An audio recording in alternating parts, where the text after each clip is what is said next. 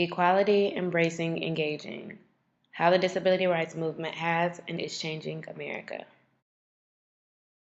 1968, California legislature guaranteed the Bay Area Rapid Transit would be the first rapid transit system in the U.S. to accommodate wheelchair users.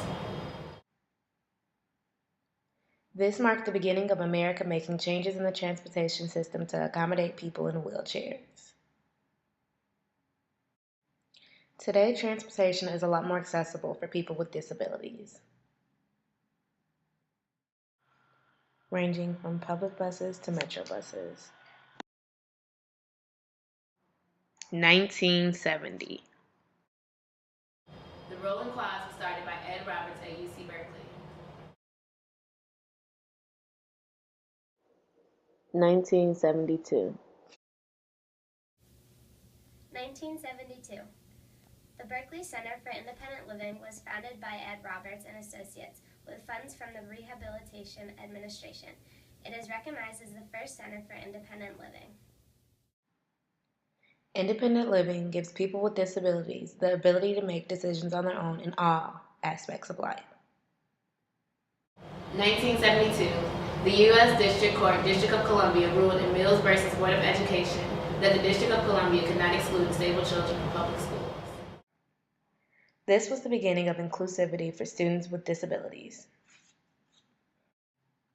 Inclusion allows students with and without disabilities to participate and learn in the same classrooms. In 1975, the American Coalition of Citizens with Disabilities was founded. This was very important at the time because it served as a national leading organization administered by people with disabilities.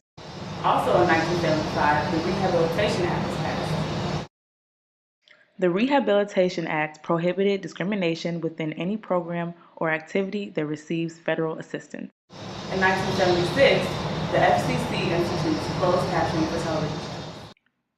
The Federal Communication Commission, FCC, developed closed captioning initially to aid the hearing impaired. And in 1977, Section 504 had a sit-in. This sit-in was one of the most powerful gestures the disability rights activists made.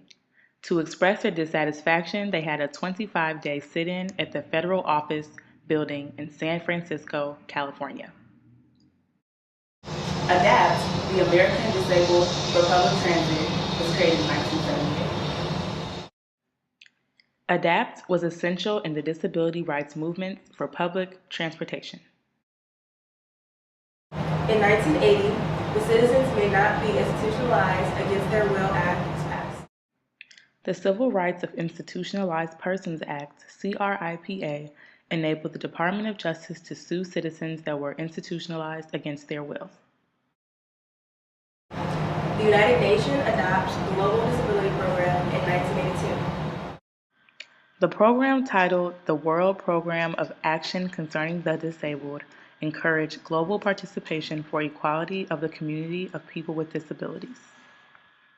In 1984, Reagan's War on the Rehab Act of 1973 began. Reagan threatened to revoke the Rehabilitation Act and cut off Social Security benefits for a lot of people with disabilities. At Gallaudet University, the Deaf Present Now protest started in 1988.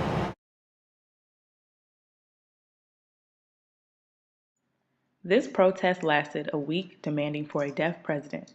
This was a major breakthrough for the community of people who are deaf and students of the university. In 1990, President George W. Bush signed the Americans with Disabilities Act, known as the ADA, which was a very important move in legislature. In 2004, the first Disability Pride Parade was held. Held by various disability rights advocates and organizations, about 2,000 people attend annually. This event is important to express the joy and dignity people with disabilities have. These are just some of the events that lead us to today. Person first language. The difference between the right word and the wrong word is the same difference between lightning and lightning bug. Mark Twain. The way we use our words make a difference. Recognize people with disabilities as people, not by their disability.